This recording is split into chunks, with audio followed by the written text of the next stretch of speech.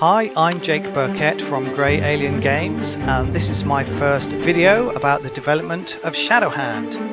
Shadowhand is a unique RPG card game.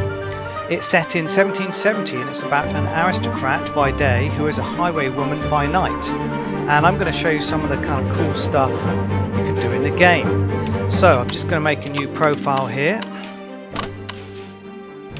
and start a game. So there are 20 different chapters, actually more than 20, 22 different chapters spanning various locations in the West Country of England, and we're going to start here in Fleetwood's Lane.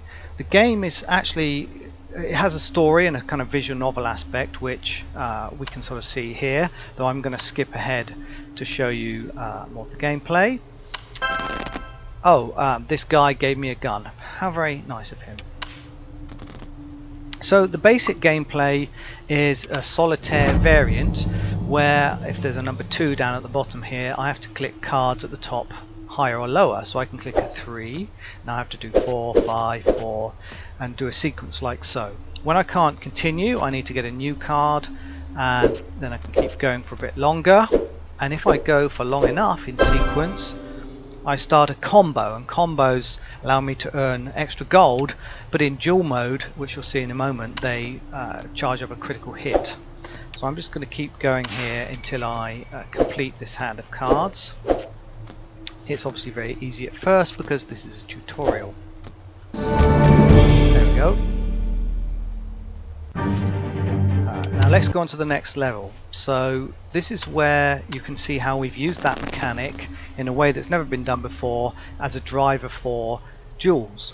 So what we've done is we've replaced effectively die rolling in turn-based combat or match 3s in something like Puzzle Quest with solitaire, or a variant of it anyway. So I've got a 0 here, I can click 1. Couldn't do anything else, but that actually charged up my pistol down there a little bit, but it's not ready to fire yet. Because I can't continue, I have to end the turn and then the enemy gets to go. So let's see what they're up to. Okay, they've charged up their knife. This could be bad. Yeah, and they've sliced me in the guts. So I'm going to keep going, and now I can fire my pistol at them. They didn't have any options, so what else can I do? 6, 5, 6, 7, 8, 9. This is good. If I charge up enough, if I get a combo, which I've done now, I've got an attack bonus. So this is like a critical hit here. Let's have a look. This is actually pretty good.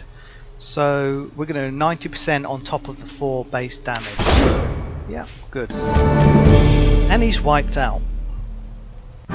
So let's see what we get. We've got his knife and some gold. So as I said, it's an RPG card game, and that's because there's a full inventory system and character upgrade system as well, which we'll look at in a moment. You basically equip your character with different weapons, outfit items, bombs and potions, and special abilities, which I'll go into in a minute. So let's look at this level. We've got a highwayman and a magistrate having a conflab here.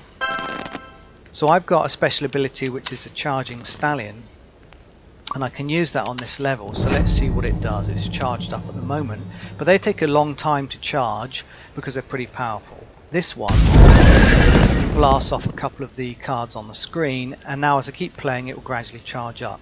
I can also use this lock and key here.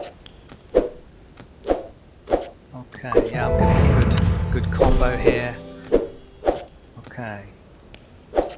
So you basically have some puzzle levels like this where you gain resources, and then you have some duel levels in between which you're tooling up for. So I'm going to skip ahead onto the duel and show you how that works out. So this guy has got 2 flashy blunderbusses that aren't very powerful, but they're still a pretty bad threat. So let's have a go. Okay, it's cool. We've got a combo built up again. So I'm going to use my gun. Oh, they didn't have any moves. How convenient. Let's have a look here. That's all I can do. I can use the knife. They've got some defense of 1, so my knife's not going to quite get through. although later on we're adding piercing weapons.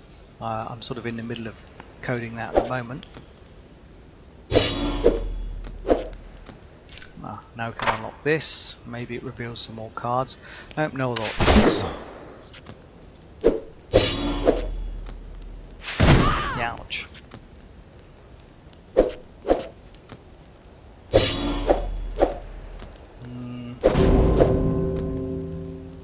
Okay, I think we can maybe polish him off now. Yeah. Okay, so what did we get from him? His blunderbuss, a tricorn and some gold. So let's have a look. Oh, and we leveled up. So we've got various statistics, what character attributes I should say, which you can spend points on. Willpower is pretty cool because my abilities charge up faster. Guile is also good. I can get some extra chance to find jokers and wildcards, which you haven't seen yet. I'll show those in a moment.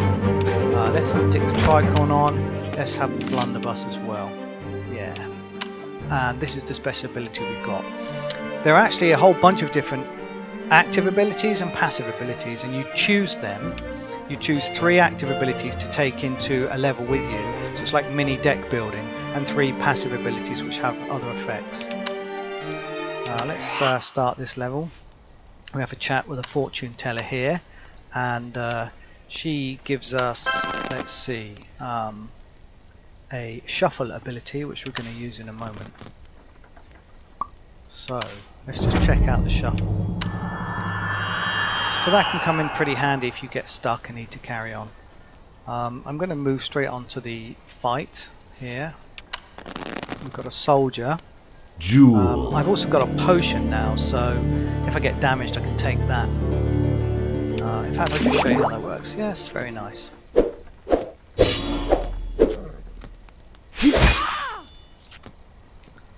So you get the idea. I'm going to defeat this guy by cheating. And let's see, we've got his sword and we've got a joker card. So the game also contains jokers and wild cards. Oh, we've got some placeholder text here. So here's a passive ability. Well, they're not really wild cards, we call them spare cards, which you'll see what I mean in a moment. We've got a mask here. Maybe we could have the sword instead of the blunderbuss. Oh, I haven't leveled up. It's handy. Okay. So here's a joker, and what happens is if I wanted to match any card and I couldn't match it to the bottom one, I just click the joker and now I can sort of use a 9 or something like that. So that's pretty handy. I'm going to blast some cards off here. That revealed a key.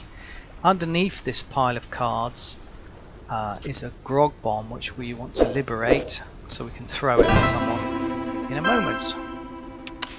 So we're going to try it out on the boss of this chapter. Here he is, Captain Dread. So I'm going to chuck a bomb in. Yeah, I don't think he'd like that. So I'm going to skip ahead again.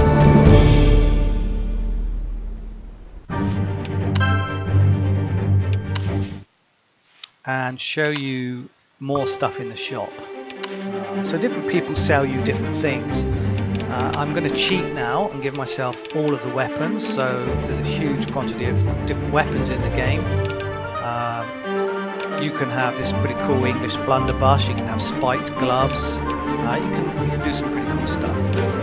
Outfit wise, there's also nearly 50 outfit items. Actually, I think there's more than 50. So you can even wear, let me find it here. Oh, you can wear an executioner's hood if you fancy that kind of thing. Strong belts. You can even wear a beard, a hipster beard. Okay, cool masks. So there's a lot of really cool stuff. If I give myself some gear, you can see that all these different special abilities, so I can actually build up my mini deck of special abilities to take into the game. And I've got all different kinds of bombs. I can throw soap at enemies to make them drop weapons. I can blind them with wig powder or make them weaker with snuff. I can throw diseased rats at them to make them poisoned and bleed. We've got throwing knives and so on. Then there's all these kind of cool potions you can get as well. that do many different effects, and there's even a steak and ale pie. Okay, so that's a sneak peek of Shadowhand. I hope you enjoyed watching. There's lots more in the game that we haven't shown in this video, and we're adding new features all the time. So keep an eye out for more development videos coming soon. Thanks for watching. Bye.